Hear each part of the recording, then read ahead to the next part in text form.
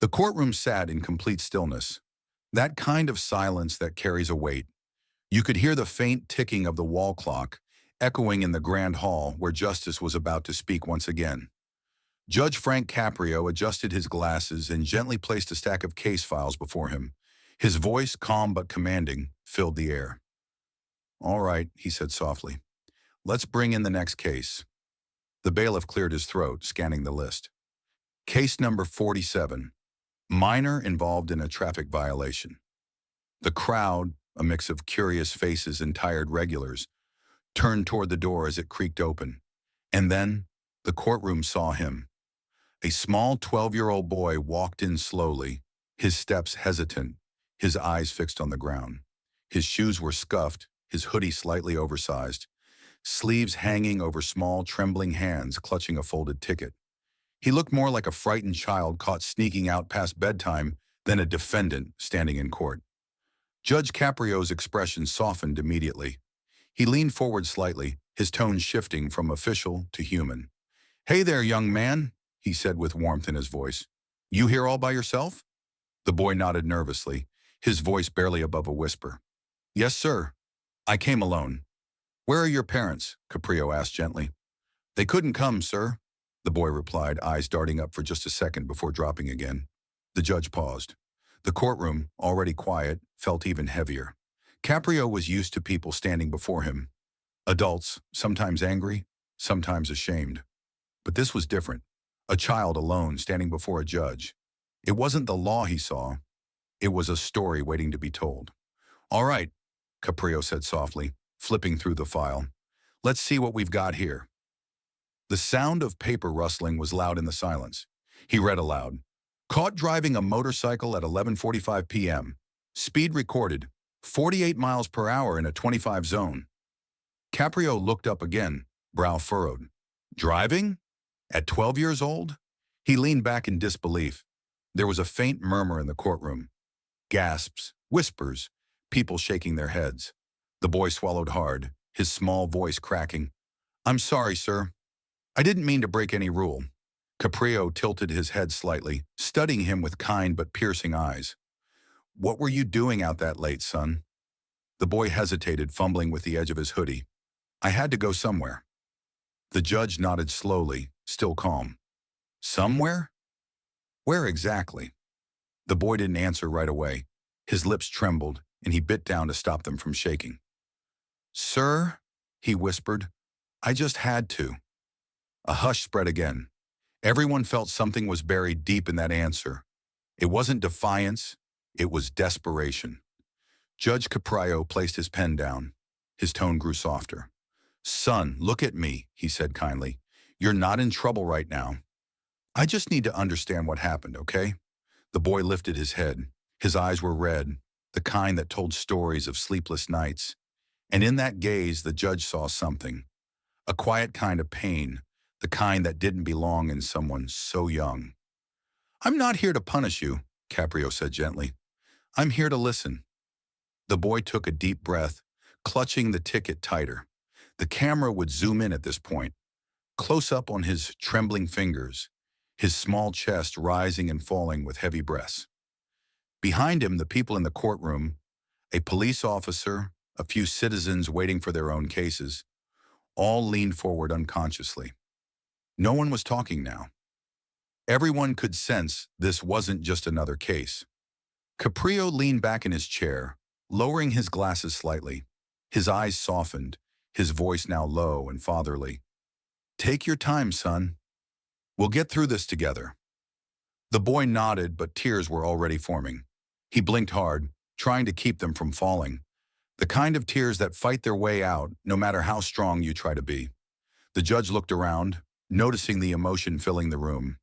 He sighed lightly, saying almost to himself, "Sometimes these walls hear more pain than justice." He looked back at the boy. "All right," he said, tapping the file gently. "Let's start from the beginning. You were driving late at night. Can you tell me why?" The boy didn't answer yet, just closed his eyes, one tear rolling down his cheek. Then he whispered, voice breaking, "Sir, it wasn't for me." Judge Caprio froze, brows raising slightly. heart already sinking at what that might mean. The audience could feel it too. The story behind those words was going to hurt. A close-up on the judge's face. Concern, confusion, compassion, all blending into one powerful expression. He said quietly, "What do you mean, son?" And the boy looked up, eyes wet but determined, and said the words that made everyone in that courtroom stop breathing. "It was for my dad." The camera would pan slowly across the silent courtroom. The bailiff's eyes wide, the crowd frozen, and Judge Caprio staring at the boy as if time had stopped. Then, soft background piano music starts. The narrator's voice, calm and emotional. Sometimes in the quiet halls of justice, a story begins not with guilt, but with love. The courtroom was still silent, the kind of silence that hangs heavy after a storm. Everyone waited for the next words.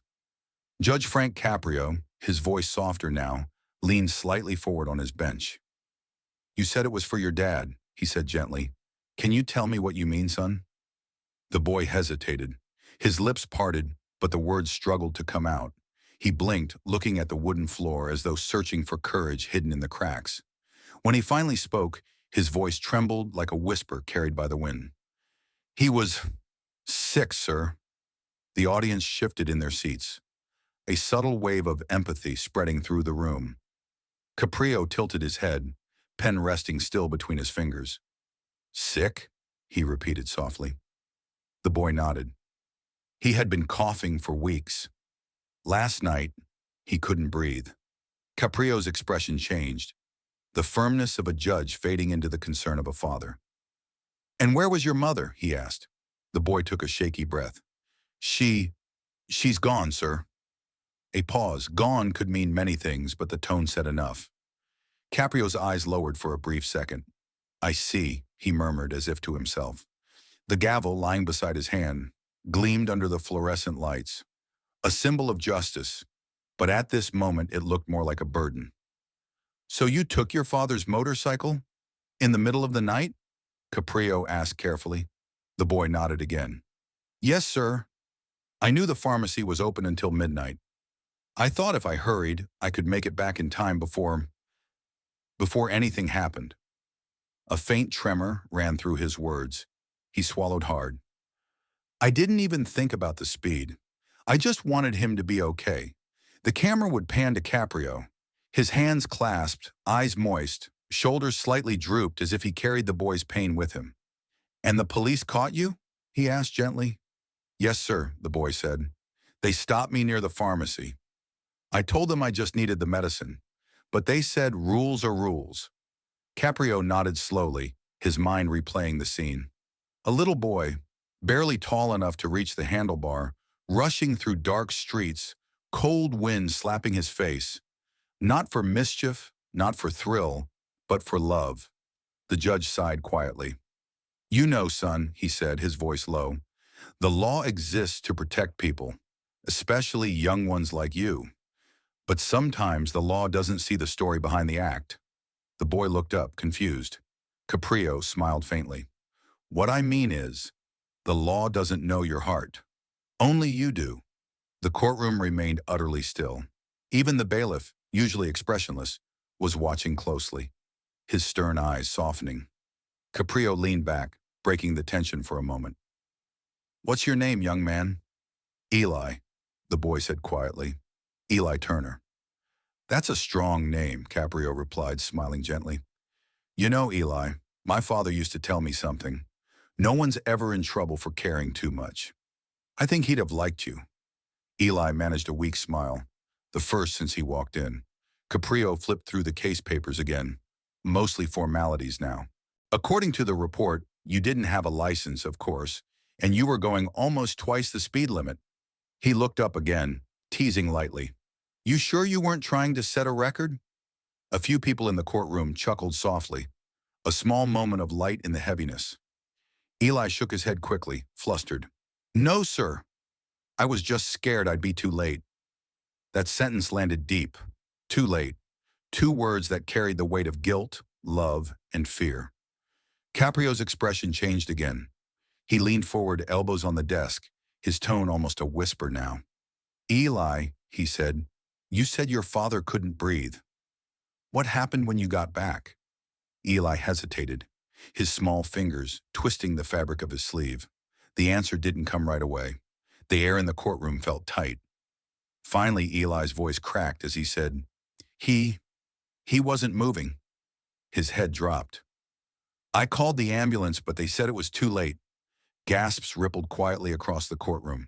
Caprio's eyes glistened. He didn't look away. He didn't hide it. He took off his glasses, wiping them slowly, using the gesture as an excuse to blink away emotion. I'm so sorry, Eli, he said softly. You did everything you could, son. Everything. The boy's shoulders shook, but he didn't cry. He just stared down at his shoes, whispering, I just wanted to help him, sir. I thought if I was fast enough, I could save him. Caprio looked at the officer standing nearby, and then back at the boy. You know something, he said quietly. If every lawbreaker in my courtroom had a reason like yours, I'd have an empty docket. A few quiet laughs escaped the room, but they weren't mocking. They were tender. Caprio smiled gently again, but this time it was a smile filled with pain. He leaned forward one last time, voice soft and fatherly. You've been through more than most grown men, Eli. And yet, here you are, standing tall, speaking the truth. That takes courage, Eli finally lifted his head. My dad used to say, real courage isn't about being strong, it's about doing what's right, even when you're scared. Caprio nodded, moved. Your father sounds like a wise man. He was, Eli said, his voice breaking, and he told me that I should always be honest, no matter what. The judge smiled warmly. Then he raised you right. He turned slightly toward the camera, in cinematic style as if addressing the viewer. Sometimes you see a child in court and think it's just another case. But behind every file, every fine, every name, there's a heartbeat. Caprio looked back at Eli, eyes glistening. Thank you, son, for reminding us of that. The piano music swells softly again. A voiceover narration begins as the camera zooms out slowly. In that quiet courtroom, justice wasn't about punishment. It was about understanding. And for the first time in a long while, everyone in the room remembered what humanity looked like. The scene fades gently to black. On-screen text appears. But Eli wasn't done yet. What he said next would leave everyone speechless. The courtroom was still, not the peaceful kind of silence, but the kind that holds its breath before something breaks. Judge Frank Caprio sat motionless, his fingers intertwined under his chin, studying the young boy standing before him. The boy, Eli, looked smaller than ever now, his voice barely a whisper, his hands fidgeting nervously with the ticket he still held like a burden. Caprio spoke softly, breaking the quiet. Eli, I want you to tell me something. When you left your house that night, what was going through your mind? Eli blinked. For a moment he looked like he wasn't sure if he should answer. His lips trembled, his eyes unfocused, as if he were replaying that night all over again. Then in a faint voice he said, I thought I could save him. Caprio didn't move. The words hung heavy in the air, echoing in the wooden walls of the courtroom. Eli continued, his words shaking. I saw my dad lying on the couch. He said he was fine, but I knew he wasn't. He couldn't breathe. His hands were cold. I begged him to let me call an ambulance, but he said no. He didn't want me to worry. Eli took a deep breath, his small chest rising and falling. So I waited till he fell asleep, and then I took his bike. I thought if I went fast, if I got the medicine quick, maybe he'd be okay when I came back. He swallowed hard, voice breaking. But when I opened the door, he wasn't breathing anymore. A quiet gasp rippled through the courtroom. Even the officer who brought Eli in looked down, blinking rapidly. Caprio didn't say anything. He couldn't. He just watched, eyes glistening, heart breaking quietly behind the bench. Eli rubbed his eyes with his sleeve. I called the ambulance, sir, but they said it was too late. They took him away, and then the house was just quiet. Caprio's voice was soft, trembling slightly. You were alone all night, weren't you? Eli nodded. Yes, sir. I didn't know what to do. The next morning, I went to school like nothing happened. The judge's hand tightened around his pen, knuckles white. He took a long breath before speaking. Why didn't you tell anyone, son? You could have called someone, a teacher, a neighbor. Eli hesitated, and then came the moment that would leave everyone speechless. I couldn't, sir, he said, voice cracking. Because my dad always told me to be strong, to not make anyone feel sorry for us. Caprio's eyes softened. He told you that? Eli nodded, wiping another tear. He said people already had their own problems. We shouldn't add to them. He looked up at the judge now, voice breaking. So I just went on, sir. Like he was still there. The silence after those words was deafening. The entire courtroom froze.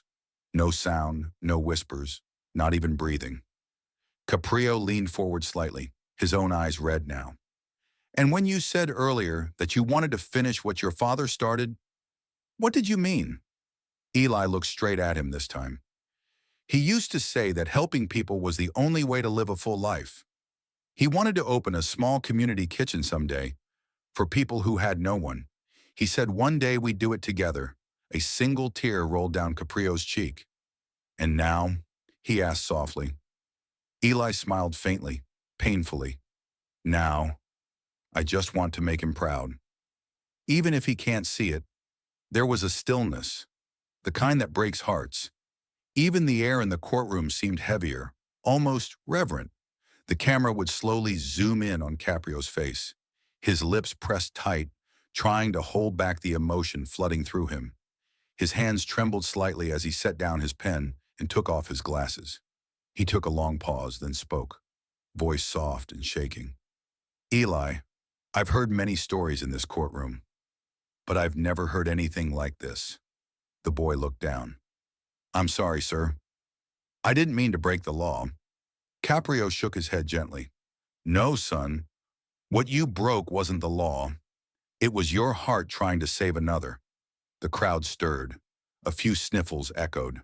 Someone dabbed their eyes. Caprio continued, voice filled with compassion. You did something out of love, and love, no matter how messy it looks, can never be a crime. Eli blinked rapidly, holding back tears. But the police said, Caprio interrupted softly, the police did their job, son. But my job is to see the person behind the paper. He leaned closer, his tone almost whispering now. Do you know what I see right now, Eli? I see a young boy who lost everything, but still chose love over fear. Eli's lips trembled, his voice barely audible. I just miss him, sir. Caprio nodded, eyes glistening. I know you do. He exhaled deeply, whispering, I miss my father too. That simple admission broke whatever composure was left in the room. You could almost hear hearts cracking. Eli looked up suddenly, surprised. You do, sir? Caprio smiled sadly. Yes, he passed a long time ago, but not a single day goes by that I don't think of him, or try to live in a way that would make him proud. Eli smiled weakly, tears streaming down his cheeks. That's what I want too. Caprio reached for a tissue, dabbing his eyes discreetly, and said, Then you already have, son. You already have. A few soft claps broke the silence, the kind that happens when people don't know what else to do with their emotions. The judge raised his hand gently, signaling for quiet. He took a deep breath, then said slowly, Eli, you taught us all something today. Justice isn't always about laws. Sometimes it's about love. And tonight, your father's love and your courage reminded us what that truly means. The music swells softly, piano slow and emotional. The camera pans across tearful faces in the courtroom.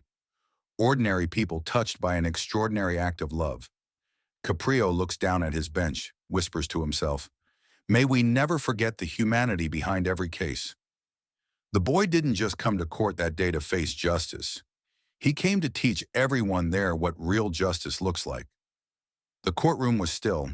You could hear the faint hum of the ceiling fan, the shuffle of a tissue, and the quiet sound of people trying to hide their tears. Judge Frank Caprio took a long, slow breath.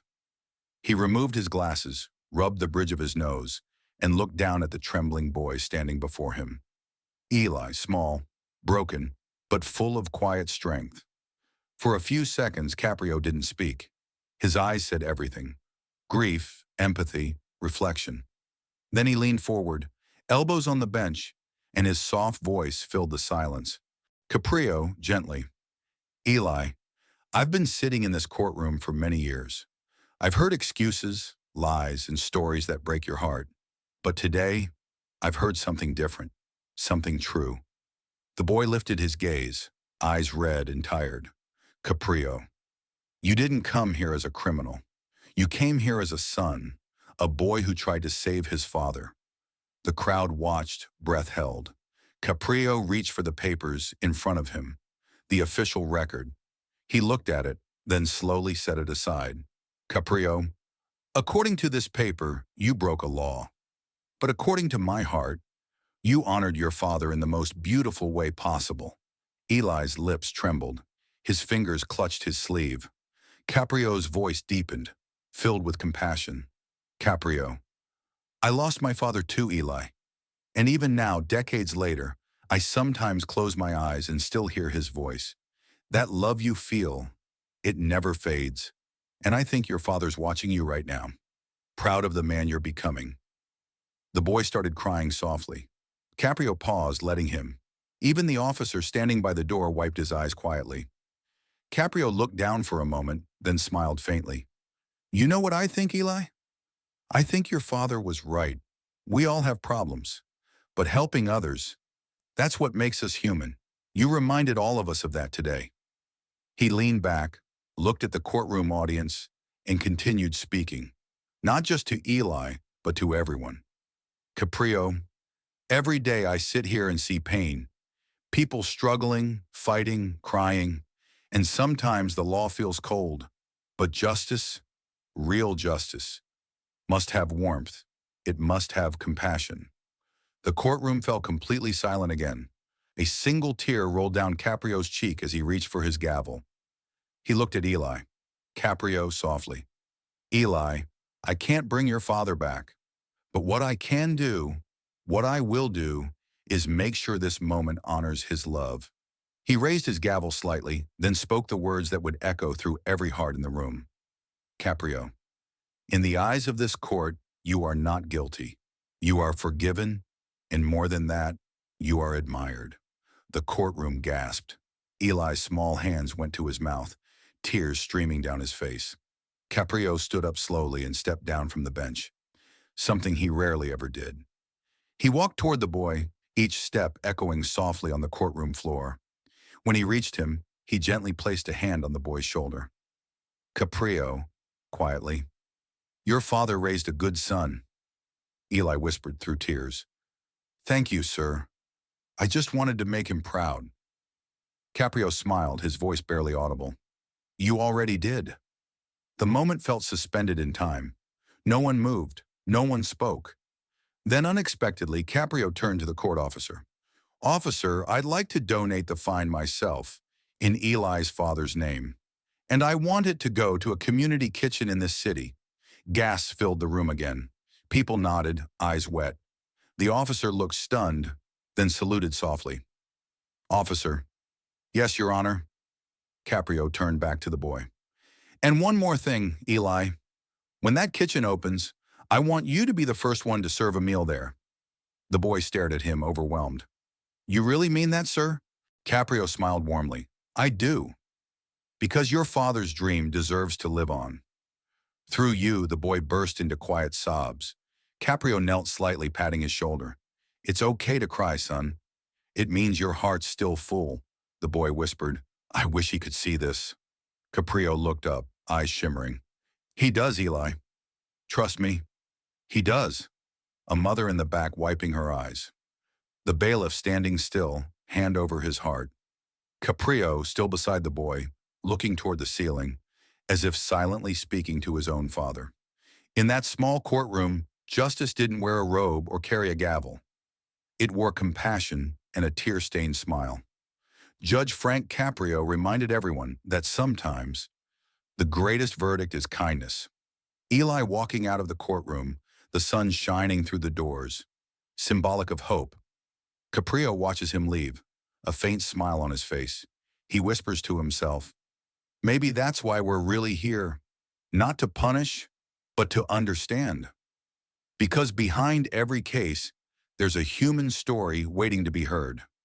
The courtroom was empty now. The wooden benches that had witnessed countless judgments were silent again. Only a faint echo of footsteps remained. Judge Frank Caprio's slow, thoughtful walk toward his chambers. He stopped near the bench where Eli had stood just an hour ago. The boy's tearful face replayed in his mind, his trembling hands, his soft apology, his final words echoing, "I just wanted to make him proud." Caprio placed his hand gently on the bench. It was cold, but he could still feel the warmth of that moment. Caprio sat down alone, his robe folded beside him. He looked at the framed photo on his desk, an old black and white picture of his father. He smiled faintly. Caprio, softly, "Dad, if you were here today, you'd tell me I did the right thing, wouldn't you?" He chuckled softly under his breath, then sighed. "You always said, Frank, don't just follow the law. Understand it. Feel it." He leaned back in his chair, eyes moist, and whispered, "That's what I tried to do today." A gentle breeze from the window fluttered the papers on his desk. For a second, it almost felt like a quiet nod from heaven, as if his father was answering back. In the halls of justice, not every verdict is about guilt or innocence. Some are about healing. Some are about giving a second chance to a broken heart. Caprio stared at the city skyline through the window. Down below, he could see people rushing. Some angry, some tired, some lost. He thought of Eli again, that small boy with a mountain of grief on his shoulders, and yet so much strength in his heart. He whispered to himself, how many Elis walk these streets every day? How many children carry the pain of loss, unseen and unheard? His eyes softened again. Maybe justice isn't about punishing them, he said quietly. Maybe justice is about listening to them. Days later, Caprio was in his office when his phone rang. "Secretary, Judge, you've got a call." A boy named Eli Caprio smiled instantly. He picked up the receiver. Caprio. "Eli, my friend, how are you?" Eli, nervously but happy. "Sir, I wanted to tell you, the kitchen you donated for, they used the money to buy new tables and food, and they asked me to serve the first meal today." Caprio's eyes glistened. He leaned forward, resting his elbow on the desk. Caprio, "I told you, you'd be the first to serve." "How did it feel?" Eli, "I was nervous at first, but when I saw people smiling, I felt like Dad was smiling too." Caprio's throat tightened. He whispered softly, "He was, Eli. He definitely was. Sometimes we think the courtroom is where justice lives, but real justice lives in small moments, in forgiveness, in love, in the courage to understand someone's pain." Eli handing food to a homeless man, smiling. Judge Caprio walking through the courthouse hallway, shaking hands with a janitor. A mother holding her child, watching Caprio's viral clip on her phone, wiping her tears. Caprio's voice plays softly in the background, from an old interview clip. "Caprio, if the law makes you lose your humanity, then it's not justice anymore. Justice must have a heart." Always back in the courtroom, late evening. Caprio walks up to his bench one last time before closing for the day. He runs his hand along the polished wood and smiles. He says softly, "You've seen a lot of tears today, haven't you, old friend?" He laughs quietly to himself. Then almost instinctively, he looks up and says, "Thank you, Dad, for teaching me that compassion is the highest form of justice." He places his gavel down gently, not with authority, but with peace. As he turns to leave, the camera lingers on the empty bench.